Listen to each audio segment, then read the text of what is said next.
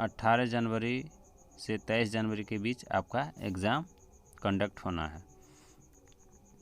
किसी भी एग्ज़ाम को क्रैक करने से पहले हमें चाहिए कि हमें उसके सिलेबस को बहुत अच्छे तरीके से जान लें, फिर उस सिलेबस पर काम करके एग्ज़ाम को क्वालिफाई कर जाएं।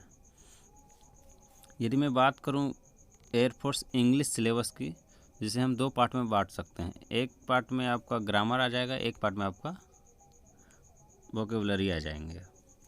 तो सबसे पहले हम बात करेंगे यहाँ पे वोकेबलरी पार्ट पर, तो यहाँ से अलग कर दे रहे हैं।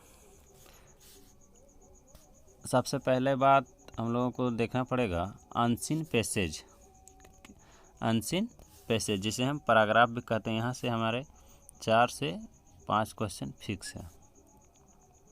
उसी तरह मिस स्पेल्ड से एक क्वेश्चन फिक्स आना ही आना है। इडियम फ्रेज से भी एक क्वेश्चन आना ही आना है। वन वर्ड से भी एक क्वेश्चन आना ही आना है। एंटोनिम से भी एक क्वेश्चन आएंगे। सिनोनिम से भी एक क्वेश्चन आएंगे।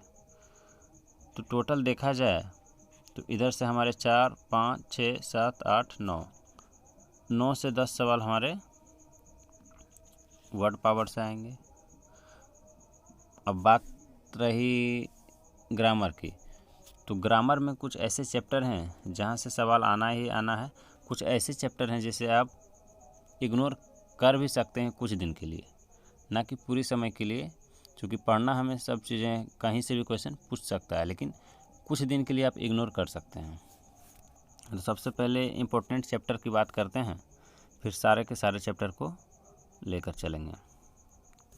सबसे पहला इम्पोर्टेंट चैप्टर है आपका वॉइस है। वॉइस से एक सवाल हर एग्ज़ाम में अभी तक प्रीवियस ईयर में पूछा गया है। सेम उसी तरह नरेशन है, यहाँ से भी एक सवाल हमेशा पूछा गया है। कंजंक्शन है, यहाँ से एक सवाल पूछे जाएंगे। प्रीपोजिशन है, यहाँ से 1 से 2 सवाल आते हैं।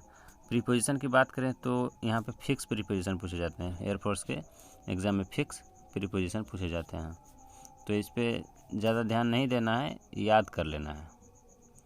फिर आर्टिकल रहा आपका, आर्टिकल से एक सवाल आना है। टाइम एंड टेंस से एक सवाल आना है।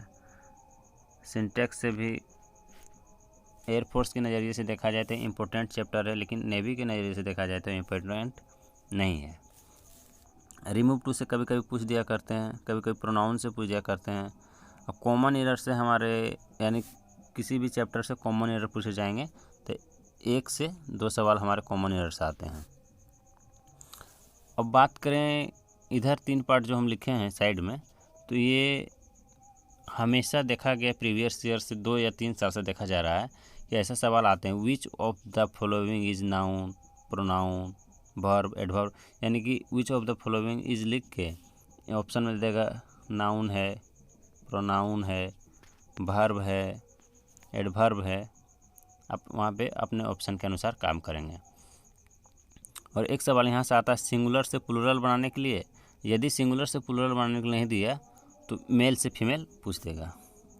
ये रही आपकी ग्रामर की सिलेबस, और वर्ड पावर की सिलेबस की बात हो गई।